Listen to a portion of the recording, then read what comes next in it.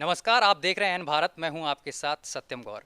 इस वक्त हमारे साथ प्रफुल्ल बख्शी जी मौजूद हैं। उनसे हम कुछ सवाल पूछेंगे 15 अगस्त के बारे में।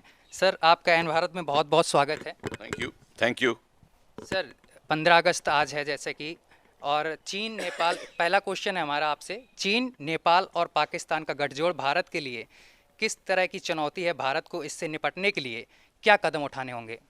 देखिए, ऐसा है भारत का चीन के साथ जो मनमुटाव है और जो संघर्ष चल रहा है पॉलिटिकल, वो बहुत देर से है। हम लड़ाई हो चुकी है हमारी 1962 में मेन वॉर। उसके बाद में दो झड़प और हुई थी 1967 में, और उसके बाद में 87, 85, 86, 87 में हुई थी समदरंग चौंग, नाथुला और समदरंग चौंग दोनों में, और दोनों में चीन को मार पड़ी थी। हमारी 62 में हार हुई थी। उसके बाद चीन को सबक पता चल गया था कि भारत की अब स्थिति क्या है। भारत बढ़त हासिल कर रहा है, टेक्नोलॉजी में बढ़त हासिल कर रहा है, लड़ाई की क्षमता में कर रहा है, और चीन को पता चल गया है। पर चीन की अपनी जो चुनौतियां, अपनी जो उसकी रिक्वायरमेंट्स हैं, वो बहुत दूरदर्शी रिक्वायरमेंट्स होती हैं। और वो अब जो कार्टोग्राफिक वॉर हमारे साथ कर रहा है, नक्शे के ऊपर हमारी ज़मीन को लेने की कोशिश कर रहा है अपनी बताकर, चाहे लद्दाख के एरिया में हो, पेंगोंग की तरफ अक्साई चीन लेके बैठा हुआ है ऑलरेडी, और या अरुणाचल की तरफ हो। चीन इस बात के ऊपर निरंतर कायम है। पर इन सब चीज़ों को पूरा करने के लिए उसकी एक डिप्लोमेटिक मूव भी होती है, जिसको कहते हैं राजनीतिक चालें। वो और देशों के साथ में सुझाव करके, उनको अपनी तरफ करके, रीजनल पावर्स हैं जैसे कि नेपाल, तो नेपाल को चीन अपनी तरफ करने की कोशिश कर रहा है, हमारे बरखलाफ कर रहा है, उसको उकसा रहा है, चाहे डिप्लोमेटिक एंगल से, रिलीजियस एंगल से, कार्टोग्राफिक एंगल से, कई जगह से वो उसको हमारे खिलाफ भड़काने की कोशिश कर रहा है, भूटान को भड़काने की कोशिश कर रहा है। यहाँ तक कि और चीन ने जो चाइना पाकिस्तान इकोनॉमिक कॉरिडोर बनाया है, जो अगर आप लद्दाख से नीचे और देखें पीओके की तरफ, और आगे उस साइड में जाएं स्कार्दू, गिलगित, उस साइड की तरफ, उसने अपना जो वन बॉर्डर वन रोड की तहत जो अपना सिल्क रूट का मेन उसका जो फिलॉसफी है उसको बढ़ा रहा है। तो उसको इस एरिया के ऊपर, लद्दाख से लेके पीओके तक, उसके ऊपर आधिपत्य जमाने की उसकी ज़रूरत पड़ रही है। और इसलिए पाकिस्तान के साथ उसने सांठगांठ बनाई हुई है। पाकिस्तान के साथ सांठगांठ काफ़ी देर से बनी हुई है, जब से अमेरिका ने पाकिस्तान को अब दूर करना शुरू कर दिया था। चीन ने वो वैक्यूम भरा और उस जगह चीन घुसने लगा। और चीन को पाकिस्तान की ज़रूरत इसलिए है कि अफ़गानिस्तान की तरफ अगर बढ़ना है, वहाँ पे अपना इन्फ्लुएंस कायम करना है, तो पाकिस्तान और उस एरिया से करना है। और प्लस चीन चाइना पाकिस्तान इकोनॉमिक कॉरिडोर भी बना रहा है, जो आगे तक ईरान तक और उसके आगे तक जाएगा, उसका जो अवसर होगा। तो इन सब चीज़ों को मद्देनज़र रखते हुए चीन जो चालें चली हैं भारत के खिलाफ, तो उसने रीजनल कंट्रीज़ को हमारे खिलाफ कर दिया है। पाकिस्तान नेपाल के साथ गठजोड़ बनाया हुआ है, और हमारे उसने ज़मीन के अंदर घुसने की कोशिश कर रहा है। गलवान में, पेंगोंग में जो आप देख रहे हैं, देपसांग में, वो इस तरह है, और अरुणाचल के ऊपर वो क्लेम कर रहा है। तो चारों तरफ से एक बड़ा लड़ाई का वातावरण सा बन गया है।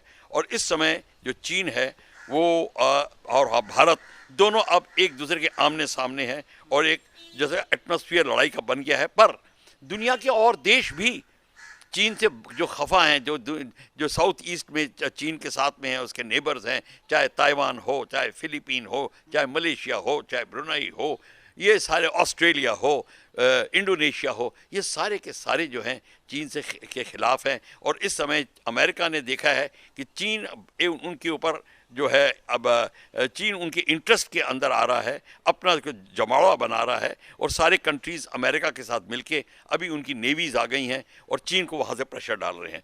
तो चीन को प्रेशर पड़ा, साउथ चाइना सी से पड़ रहा है अमेरिका ने, और इंग्लैंड ने भी अपने एयरक्राफ्ट कैरियर भेज दिए हैं, सबमरीन भेज दिए हैं। हमारे साथ उसका लैंड का प्रॉब्लम चल रहा है। तो इस समय चीन जो है दबाव में है। सर, अगर हम रूस की बात करें तो रूस हमारे हमेशा भारत का सहयोग करता हुआ है, और भारत व चीन के बीच अब सेतु का काम भी कर रहा है। तो रूस कहाँ तक हमारे लिए फायदेमंद रहेगा? देखिए, रूस जो है, एक एक आप याद रखिए, इन डिप्लोमेटिक नीतियों में, विदेशी नीतियों में, जो कंट्री आपके बिल्कुल साथ में, मतलब आपके नेबर में नहीं है, उसका आपके साथ कोई भी प्रॉब्लम नहीं रहेगी। तो रूस और हमारे साथ में कभी कोई प्रॉब्लम नहीं थी कि कभी कोई बॉर्डर नहीं था, पर रूस का चाइना के साथ में दोस्ती भी थी और प्रॉब्लम भी शुरू हो गई। तो हमारे साथ में जब रूस और हमारी नीतियां डिप्लोमेटिक एंगल से, सोच से, फिलॉसफी से, और सन 47 के बाद दोनों के जो माइंड मिलते थे, मन मिलते थे, तो चीन और रूस और भारत एक किस्म से एक दूसरे के काफ़ी करीब आ चुके थे और वही करीबियत बढ़ती गई। और जब हमारी जो चीन के साथ में झड़प हुई थी सन 62 में, तो रूस उस टाइम तटस्थ थे, कुछ कहा नहीं। पर जब हमारा पाकिस्तान के साथ में बांग्लादेश 1971 में हो रहा था, तो रूस ने हमारा साथ दिया और उस समय देखा कि चाइना अभी दखल अंदाज ना करे, वो भी उसने देखा। और जब अमेरिका अपनी 7th फ्लीट लेके बे ऑफ बंगाल में आया था, तो रूस भी अपनी सबमरीन फ्लीट लेके उसको घेराव कर रहा था। तो कहने का मतलब है रूस ने हमारा साथ दिया और हमारा साथ डिफेंस एंगल पे दे रहा है। उसने हमें बहुत सारे डिफेंस वेपन सप्लाई किए हैं और हमारी जो कमज़ोरी है कि हम अपना डिफेंस नहीं बनाते, उसका फ़ायदा रूस को बहुत उठा है। देखिए, इस गेम, इस रिश्तों में सब अपना फ़ायदा भी देखते हैं। आप ये मत सोचिए कि कोई आपसे बड़ा प्यार करता है तो इसलिए आपको गले लगाना चाहता है, ऐसी कोई बात नहीं होती। तो रूस का भी फ़ायदा देखा जाता है, रूस अपना फ़ायदा देख रहा है और इस समय रूस और चाइना के साथ में फिर दोबारा मिल रहा है, क्योंकि रूस का विभाग हो चुका है, सोवियत यूनियन टूट चुका है, रशिया अलग हो चुका है। तो इस समय रूस जो है वो चाइना के साथ फिर आ रहा है और अमेरिका को दूर रखने की कोशिश कर रहा है, अमेरिका चाइना को दूर रखने की कोशिश कर रहा है। तो इस सारे रिगमरोल के अंदर, इस सारे खिचड़ी के अंदर भारत और रूस का भी जो है रिश्ता है, वो अपनी तरफ से कहने को ठीक है, पर रूस अपना फ़ायदा ज़रूर देखेगा, ये बात याद रखिए। और आंख बंद करके आपको किसी के ऊपर भरोसा नहीं करना है। सर, अगर व्यापार की बात की जाए तो भारत के अंदर चीन का बहुत व्यापार था। कई ऐप थे जो अब भारत ने बंद कर दिए हैं, जैसे यूसी ब्राउज़र हो गया, टिकटॉक हो गया। इससे चीन पर कितना प्रभाव पड़ेगा? देखिए, इसमें चीन पे बहुत प्रभाव पड़ेगा। हमने टिकटॉक वगैरह सब बंद कर दिया है और कई जो ऐप्स हैं, जो चाइनीज़ ऐप्स जितने हैं, ये सारी चीज़ें बंद करी हैं। चाइना पे असर पड़ेगा, पर वो बहुत लॉन्ग टर्म असर होगा।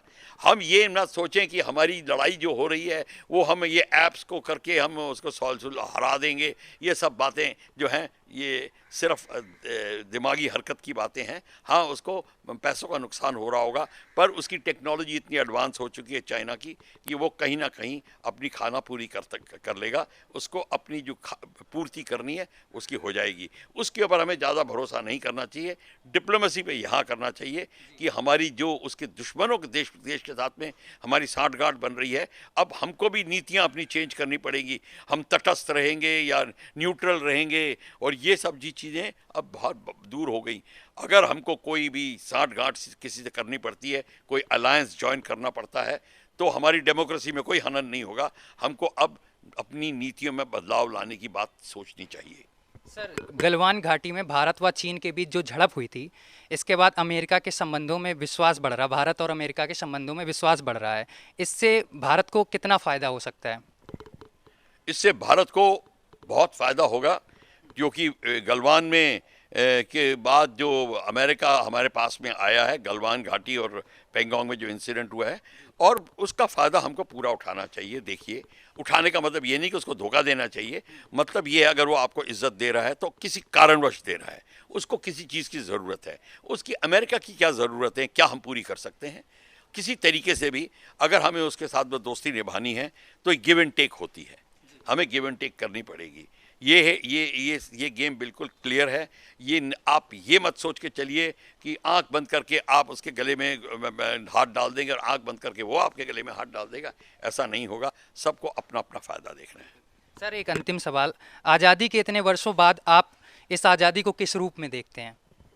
देखिए, आज़ादी के बाद आज़ादी तो है, हम देखते हैं, पर क्वेश्चन ये है, मैं इसलिए देखता हूँ कि अगर भारत की नीतियों हम सजग होती, भारत का पॉलिटिकल जो वातावरण था अगर पहले ठीक होता, और जो हमने गलतियां करी, खैर उस समय हम एक भारत नहीं था, हालांकि भारत सांस्कृतिक एंगल से और मनोवैज्ञानिक एंगल से और मानसिक एंगल से तो कंट्री था एक, चाहे मुगलों से भी पहले, पर रियासतें इतनी अलग अलग हो गई थी, यानी कि एक बहुत बड़ी बड़ी वो जो होती है जिम्मेदारियां आ गई थी, अलग अलग राज्य आ गए थे। तो उस समय भारत की जो नीति थी, फॉरेन पॉलिसी वगैरह कोई काम की नहीं थी। हम मुगलों के अंडर अधीन हो गए, उसके बाद अंग्रेज़ों के अधीन हो गए। तो हमारे को अब अपनी जो बात, जो उसके साथ बाद में जो हम अब एक भारत बने हैं, तो हमको अपनी जो नीतियों को ठीक करने की बात आएगी। हमको अपना थ्रेट और हमारी जो डिफ़िकल्टीज़ हैं उसकी लिस्ट बनानी पड़ेगी और रिव्यू करना पड़ेगा कि पिछले 70 साल में हमने क्या मिस्टेक करी। सबसे बड़ी मिस्टेक जो करी वो ये है कि हम इस स्थिति में हैं कि हम डिफेंस के मामले में स्वावलंबी नहीं है। जो कंट्री डिफेंस में स्वावलंबी नहीं होता, उसकी बिल्कुल, जिसको कहते हैं, उसकी कोई भी सोसाइटी में, इंटरनेशनल सोसाइटी में इज्जत नहीं होती। वो जिसको कहते हैं वो बिल्कुल दर उसको होती है। उसको हर जगह मेल और सब में अपने को झुकाव करना पड़ता है, मेल करना पड़ता है, अपनी नीतियों को नीचे करना पड़ता है। ये भारत चीज़ है, भारत की हो गई थी, अब धीरे धीरे भारत उससे उभर रहा है। तो सबसे पहले है हमको स्वावलंबी बनना है इंडस्ट्री और डिफेंस इंडस्ट्री में। ये दो सबसे बड़ी हमारी वीकनेसेस हैं। इसको नज़रअंदाज करते हैं बड़ी मामूली बात समझ के, और यही असली बात है। और इसी अगर हमारी इंडस्ट्री एंड डिफेंस इंडस्ट्री नहीं है तो डिफेंस नहीं होगा। तो बेसिक इंडस्ट्री होनी पड़ेगी और डिफेंस इंडस्ट्री को डेवलप करना पड़ेगा। अपनी मानसिक सोच हटानी पड़ेगी। हमारी मानसिक सोच थी हम डिफेंस का एक्सपोर्ट नहीं करेंगे, हम शांति प्रिय देश हैं, गौतम बुद्ध, गांधी, ये सब बातें करते थे, ये गलत बातें थी।